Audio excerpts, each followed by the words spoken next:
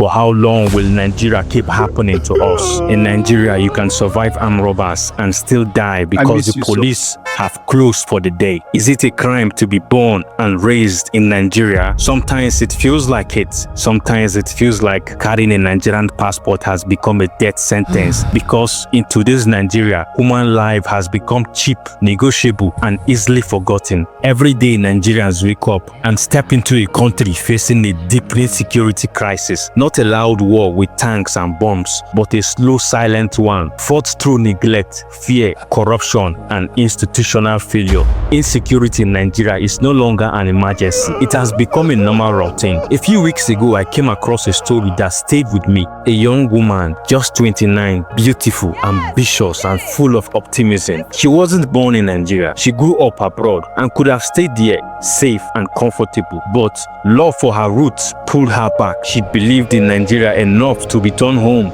and build a life.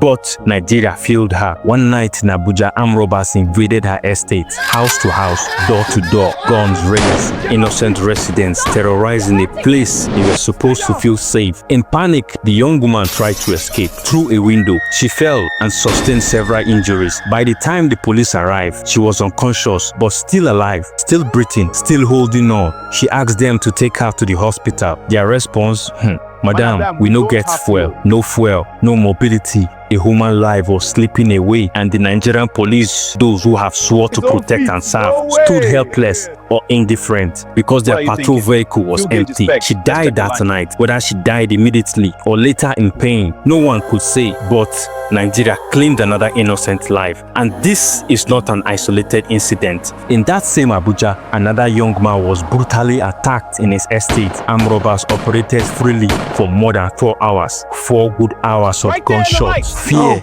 and unanswered distress calls. No police sirens, no backup, no rescue. He tried to defend himself. He lost one eye. That young man will forever live with that injury and regret for the rest of his life. The disturbing truth, this is not shocking anymore. This is normal life in Nigeria. Insecurity in Nigeria has become part of our daily existence. You fear driving home at night. You fear walking freely during the day, even inside your own home. Behind gates and fences, safety is never guaranteed. Armed robbers move freely with confidence, while citizens live cautiously, always alert. And when the violence does not kill you, the system often finishes the job. Hospitals in Nigeria frequently demanding police reports before treating incident or gunshot victims. Doctors delay treatment while paperwork is processed. Some hospitals refuse patients entirely. The cruel irony is that if a hospital treats a patient without following procedure and the patient dies, the hospital may be punished. So to protect themselves, they stay away completely. This is how human life is wasted, slowly, repeatedly, and without accountability. Yet somehow we learn to move on. We often scroll past stories of armed robbery, kidnapping, and terrorist attack. We shake our heads, we sigh. We say, na normal thing. We normalize tragedy because outrage feels exhausting. But let's ask the hard question. What kind of country allowed death to be cheaper than fuel? What kind of system value paperwork over bleeding bodies? What kind of nation leaves citizens at the mercy of criminals while security agencies fail? This is why many Nigerians in diaspora refuse to return home. Not because they hate their country, not because they don't miss their family, but because Nigeria is unsafe. Because returning feels like gambling with one's life, because dreams, energy, and future can be destroyed in seconds. And here is the painful truth. Nigeria is not filled with bad people. Nigeria is among the most resilient, hardworking, and brilliant people in the world. But the system is broken. Leadership is careless. Institutions are weak. Accountability